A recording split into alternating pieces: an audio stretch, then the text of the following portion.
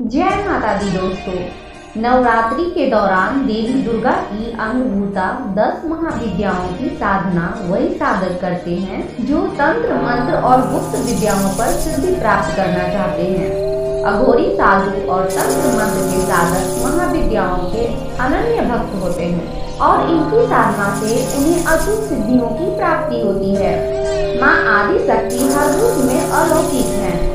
10 महाविद्याएं काली, तारा, छिन्नमस्ता, षोडशी, भुवनेश्वरी, भैरवी, धूमावती, बगलामुखी, मातंगी, कमला, ये सभी माता के ही रूप हैं। तो चलिए हम जानते हैं 10 महाविद्याओं के प्रादुर्भाव की गाथा।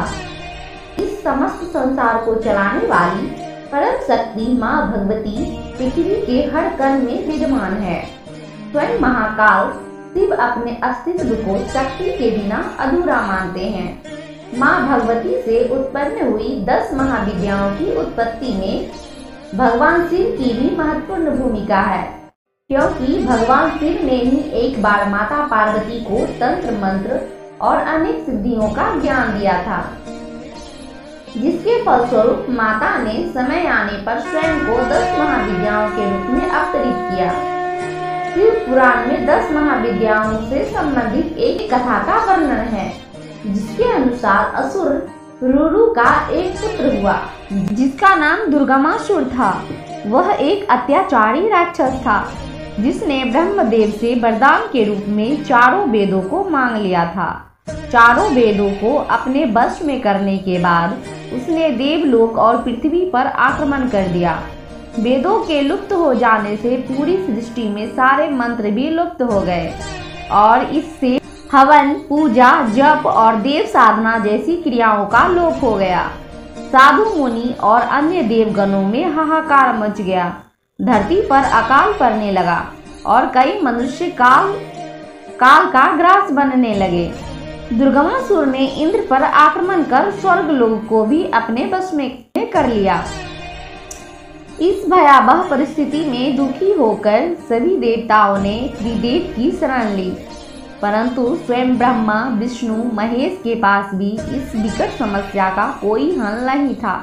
ऐसे में केवल माँ आदि शक्ति ही इस सृष्टि की रक्षा कर सकती थी। सब देवताओं ने त्रिदेव के साथ मिलकर माँ भगवती का स्मरण किया और उनसे प्रार्थना की कि हे माँ भगवती, कृपया इस दुर्गति से हमारी रक्षा कीजिए और दुर्गमासुर का नाश कीजिए। तब माँ भगवती ने 10 दिशाओं में अपने 10 स्वरूप को उत्पन्न किया, जो 10 महाविद्याएं कहलाई। पहला है काली। यह प्रथम महाविद्या है। माता का यह रूप कृष्ण वर्ण है और उन्होंने खप्पर धारण किया हुआ है। माता की जिह्वा अपने मुख से बाहर है। यह माता का उग्र स्वरूप है। दूसरा है तारा।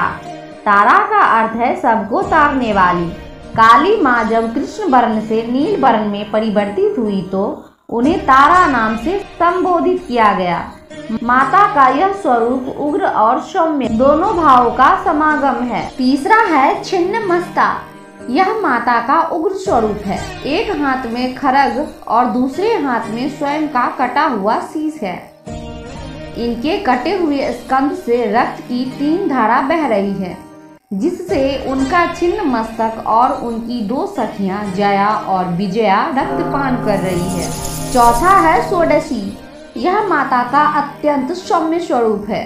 इनकी छवि श्याम, रक्तीम और स्वर्णिम वर्णों से युक्त प्रतीत होती है। माँ षोडशी को तीनों लोकों में सबसे सुंदर माना गया है, इसीलिए इन्हें त्रिपुर सुंदरी के नाम से भी जाना जाता है। पांचवा है भुवनेश्वरी।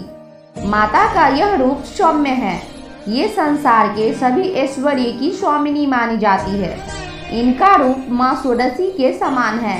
4 भुजाओं वाली माँ भुवनेश्वरी का एक हाथ अभिमुद्रा में और दूसरा हाथ वरद मुद्रा में है। शेष 2 हाथों में माता ने अंकुश और रज्जु को धारण किया हुआ है। छठा है भैरवी।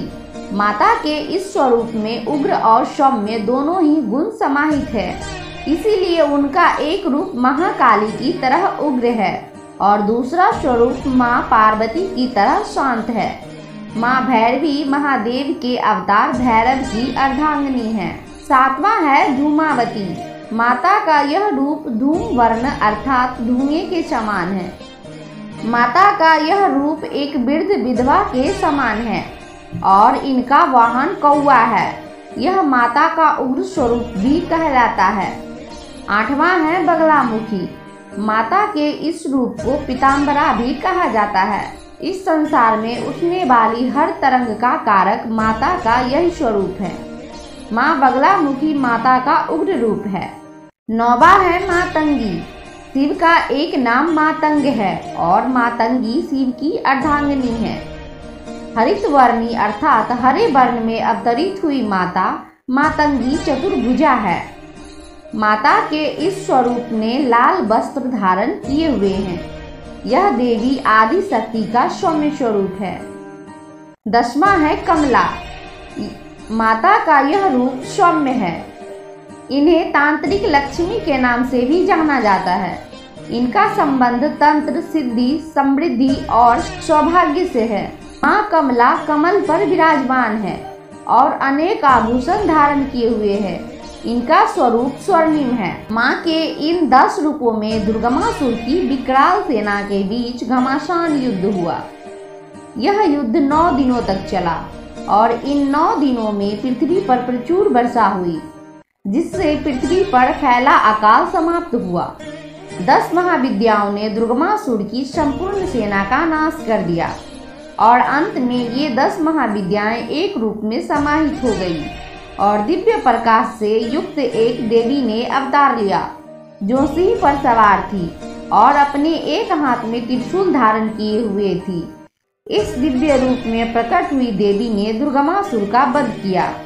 चूंकि माता की इस अवतार ने संसार को दुर्गति से बचाया और दुर्गमासुर का नाश किया, इसलिए इनके इस अवतार को दुर्गा नाम से पुकारा जाने लगा। तो यह थी माँ भगवती से उत्पन्न हुई 10 महाविद्याओं की कथा। नवरात्रि में इन 10 महाविद्याओं की आराधना अत्यंत फलदायक होती है। माता के ये स्वरूप आपके जीवन की हर दुर्गति को दूर करते हैं और आपको हर तरह की विद्याओं में सिद्धि पाने का आशीर्वाद मिलता है।